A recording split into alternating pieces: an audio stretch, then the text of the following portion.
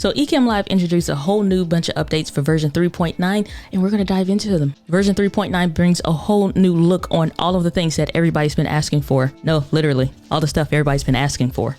I got to clean that up.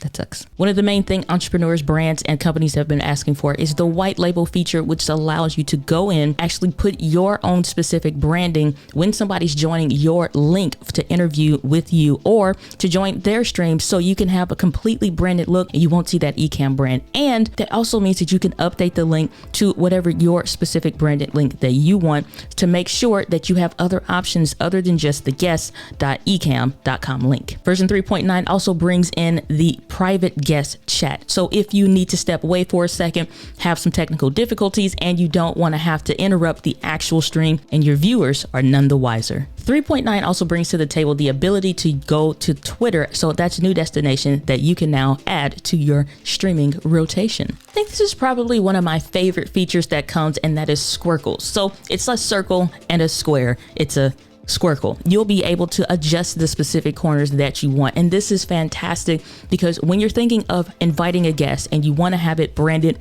with your own customized fonts that's always been there in Ecamm, you can now add these squircles to allow you to do really cool things with the branding. So just to give a customized look to your overlays that you're making in Ecamm Live. One of my favorite things is the camera effects update that recently came through also, which is the ability to rotate at 90 degrees. Previously, we couldn't really do that, so you'd have to manipulate your image, and this is super fantastic when you're also, new update in 3.9, using the ZV-E10 via USB, which you're looking at right now, through 4K, might I add. You can now do this all using the USB-C function. So it allows you to match your camera's orientation, or if you're doing multiple camera overlays as well. And there's also an update to that camera effects where you can add a button to affect all the scenes, not just one. Now, depending on if you're a bit of an audio snob, literally, I'm using the Shure SM7B, so I may qualify a little bit, but you now have the ability to adjust the audio sampling to 48 kilohertz. And what this does for you is allows you to match if you're doing certain things for your video podcast and you're using Ecamm,